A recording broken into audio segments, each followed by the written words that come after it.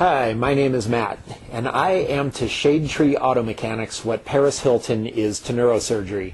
But despite that, I know enough to know that this engine has a rod knock. The technique I'm going to show you applies to any engine so that you can easily and for certain diagnose rod knock and also which cylinder has the rod knock using pretty much a ratchet and a screwdriver. So I've already determined that this is the cylinder with the rod knock, so I've already done this test now. What I've done is I've removed the spark plug and I've inserted a straw. A lot of people, when they're looking to find top dead center, which is what I'm trying to do here, they'll use a screwdriver or something like that. I like to use flexible things so I don't take a risk of jamming up and breaking the pistons. But you'll see this black dot on the straw to help see the movement. And I'm going to turn the engine over by hand with a ratchet through the wheel well in this vehicle and watch for the movement of the straw. When the straw gets to top dead center, I want to keep going so that I see the straw moving down again, and then I want to stop. So I want to carry the piston to the downward stroke past top dead center just a little bit. So let me go ahead and turn this ratchet here, and it's kind of hard to see the straw, so if I hit top dead center, do me a favor and yell, will you?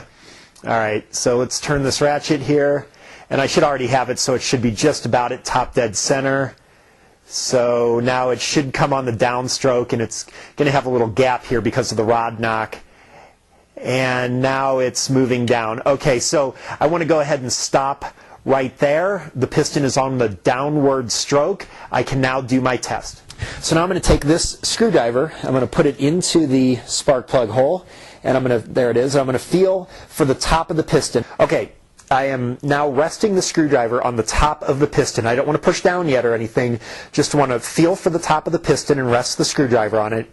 What I'm going to do now is I'm going to push down kind of sharply, and I'm going to listen for any sound and most importantly feel for any movement at all of the screwdriver. There'll be quite a bit on this one.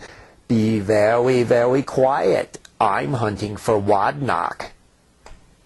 Okay, did you see the screwdriver move, and did you hear that click? Maybe you heard the click of the piston moving, and that's basically the rod hitting the journal of the crankshaft, which is what the cause of rod knock is. And if you're not familiar with that, then I'll explain it. But this is 100% confirmation there is rod knock in that cylinder, because if there is any movement at all that you can feel, then that test is conclusive, it's rod knock. So I'll show you exactly what the mechanics are of what's happening in there right over at the bench. So what we've got here is a crankshaft with one single piston on it. And you can see the piston moves just ever so snugly on the journal of this crankshaft. There is just thousands of an inch of play that you really can't even feel. It just feels like this thing is just snug up to the journal on this crankshaft, so you can barely wiggle it or anything. Now, let me show you what happens with rod knock. Okay, so this is your piston set here. You've got your rod and your cap, and you notice that the rod and the cap have bearings, and these bearings are exactly what snug this piston up to the journal. Now what happens in rod knock is these bearings are so worn that most likely they're probably completely gone, and now you have nothing to secure the piston to the journal.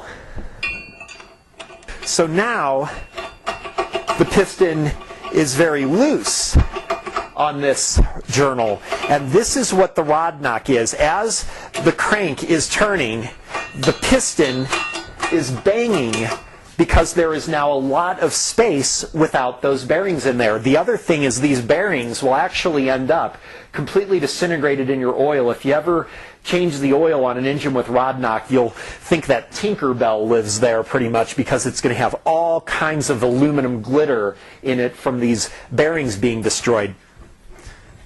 So what we're doing in this test is, remember, we've got this piston and it's all loose and everything, but what we did was we brought it up to top dead center. So now the piston is at top dead center. Now, of course, if we push on the piston now, nothing's going to happen because the piston is resting right on the journal. However, remember we went past top dead center, so now the crankshaft is going to engage with the bottom of the piston, the cap. That creates a gap in the top part here in the rod. So now as we're moving down, we've generated a gap as the crankshaft is pulling on the cap to pull the piston down. What we did was we then took a screwdriver, and by pushing on the piston, we close that gap. We can feel the movement. We can hear the rod hitting the journal, basically simulating the rod knock, and that's what this test does. So I hope you found this helpful.